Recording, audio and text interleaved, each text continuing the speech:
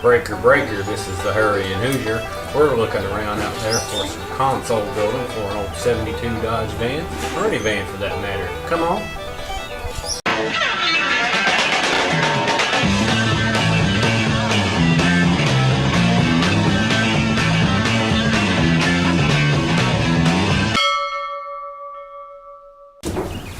Alright, welcome back to the Hoosier garage.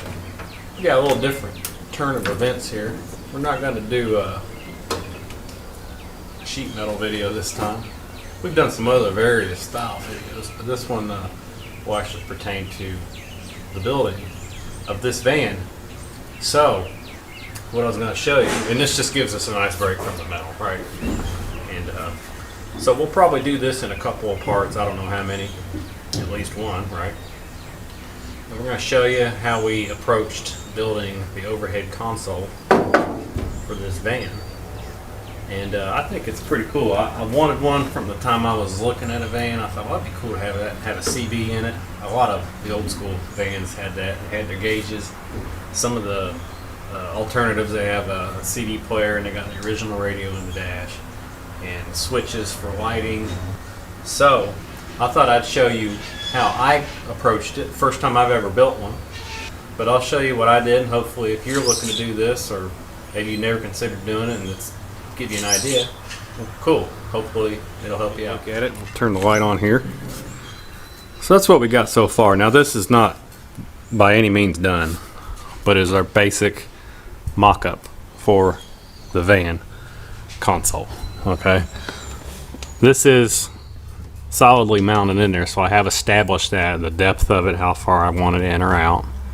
And we have put the two of the three gauges in there. They're old Stuart Warner style, or they are Stuart Warner, but they are a vintage style gauge, I should say, based on one of the old ones. And we moved this from the side of the CB and put it here for your clip for the microphone. We'll probably establish some locations for some 6.5-inch speakers here, and you can go bigger if you want. Now this area right here that we're looking at, that will be covered up. We do have to make a either a grill or a screen here because the bottom of the CB has a speaker hole in it, so we want to open that up so the sound comes out of the bottom. We'll put a plate on there when that's all done, and then a plate will go over the face here, go on the surround. Whatever paneling we end up using will probably get integrated into this design a little bit. Most of it will get wrapped in like a black leather or a black vinyl, and then have kind of be trimmed out in the paneling that we use back here. And it seems like I had a hard time finding anybody showing consoles like this on YouTube, but I figured I'd make this. So here's our gauges. I put just a little right of center of this, and kind of incorporates it with everything else here. The CB radio here is accessible, and if I'm just sitting comfortable in my seat, I'd like to sit a little closer. You can see all the functions on it. Grab that, no problem if you're into CBs. And then if we put a switch panel here for any lighting, and even if we put a few here, I could still reach it fairly easily without too much stretch. So we've retained most of our view. You know, so here's the top of the windshield rail, and we see the peak of it right about there. And you see we got a couple fasteners here. Now this is a 72 Dodge. This hole was already here, as was that one. And these are just some old kind of wiring retainers that I flattened out, and they had a hole in each end, and I pushed it up taut, and then this holds surprisingly well. It still needs to be tightened up a little bit, put a little bit more bracing in it. This is doing a pretty good job, and we got a little bit right here and underneath. We're going to replace these screws with flatheads, but we've got the initial design and I'm really happy with it. I think it'll work great. But what I'm going to do here is loosen this and take it down, and it doesn't come completely down. It'll actually be a very nifty old school way of doing your overhead console. We will show you right about now. Alright, so we went ahead and loosened the bolts on each end that I just showed you for this console, and here's what makes it really simple to work on.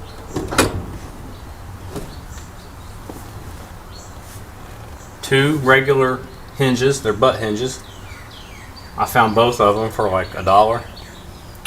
And then we just hinged the plate, the bottom plate here, after we got our measurements, trimmed it up a little bit, and made it flush with the bottom of the center of the windshield rail.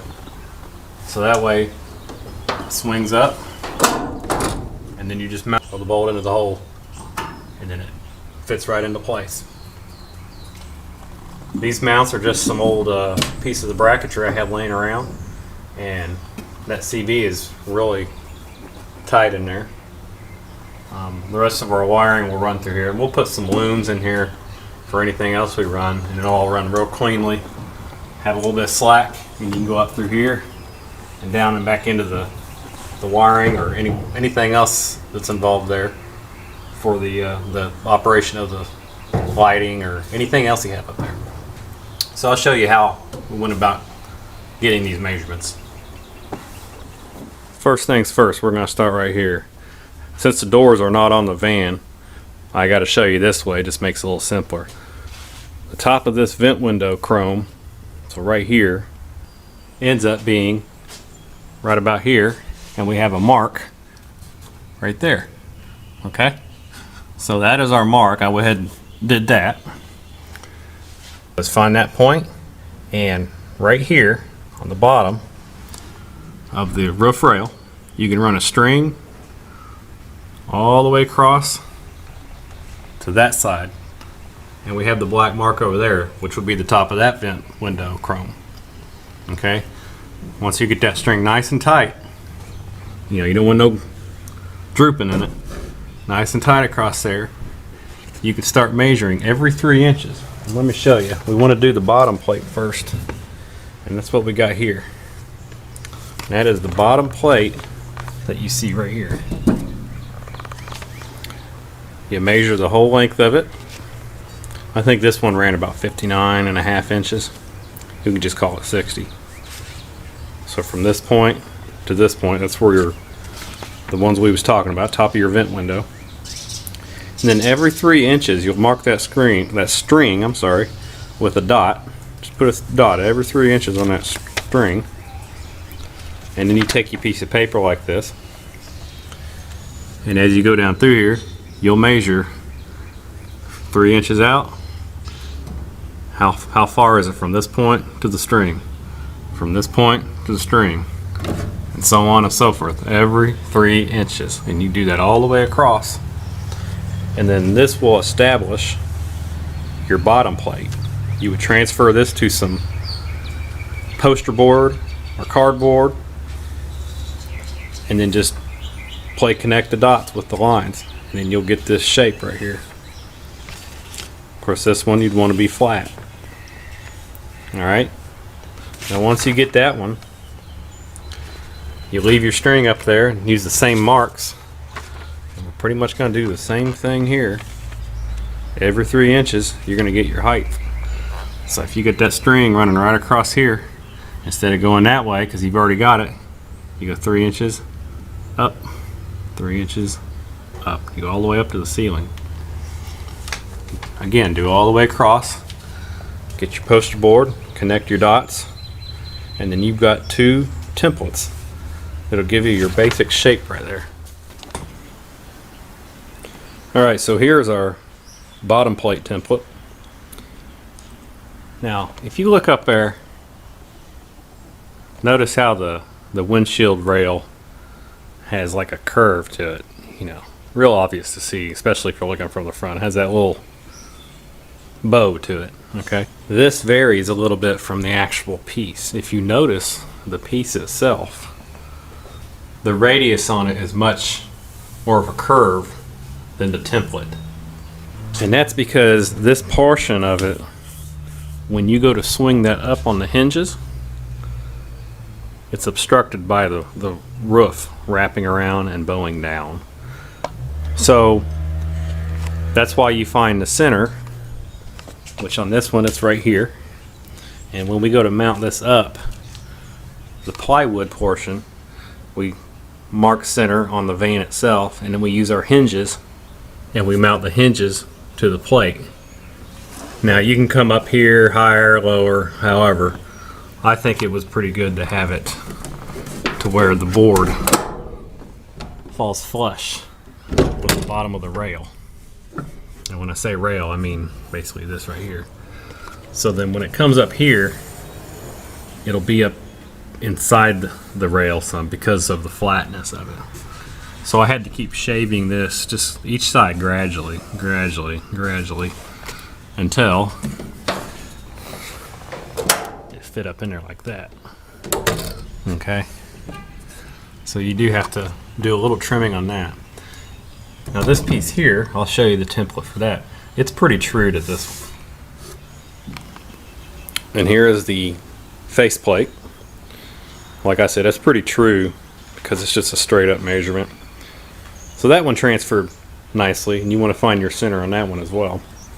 And then when you go to line it up with this one, you would mount your boards together. Now if you notice here, there's an angle, and that's on this piece here. And you can achieve that initially in mock-up stage by laying these pieces down here and finding an angle that you kind of like, and then just shaving or sanding that piece down as well as that piece down there. And then when you mount it up flush against this piece, it'll allow this one set against it. So when you run a screw through it, I would drill a hole in the plywood portion and run the screw straight through. Try not to go out that way. You'll have more grab on it, and then it gives you a little bit of an angle, and it looks a little more unique than just straight up and down. And plus that allows your gauges to face right down at you as opposed to up in the sky. Now the bump out is something that we did afterwards. They're basically just two L-shaped pieces, and it also helps give it strength because it's all glued and screwed in from the top, this side here, screwed into that on both faces. And that just gives it a little bit of an extra style point. And then we mounted these in here and then gauge the depth of the CB to where enough of it's poking out and it's not sunken in.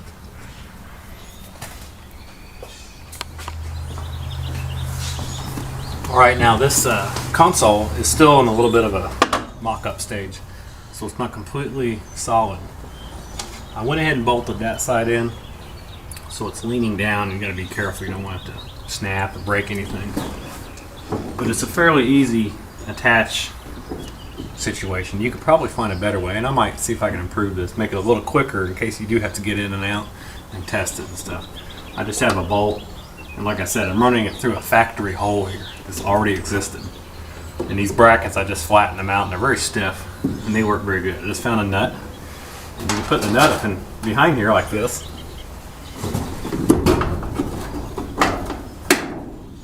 And it's a little tight.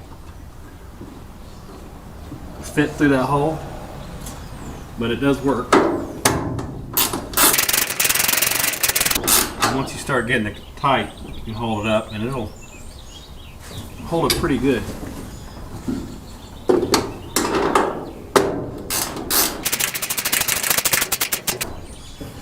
Just like that.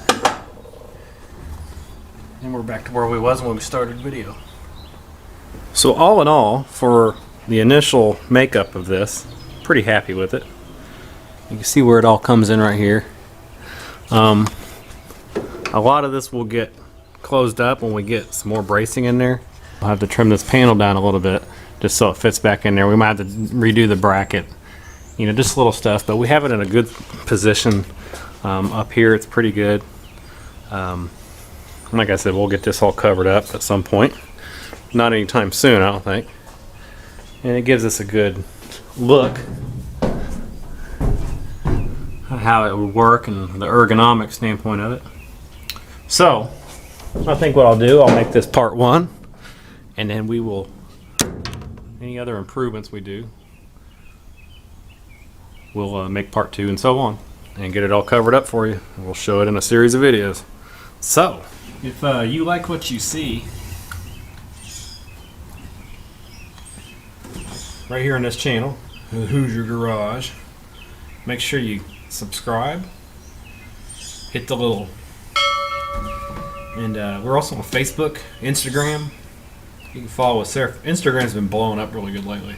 Also, as far as YouTube, we just got 100 subscriptions, I think 2 nights ago. So thank you for that, any of you that are subscribers. And we're always looking for more. So, and looks like dinner just showed up, so I better get out of here, get something to eat. Take her easy.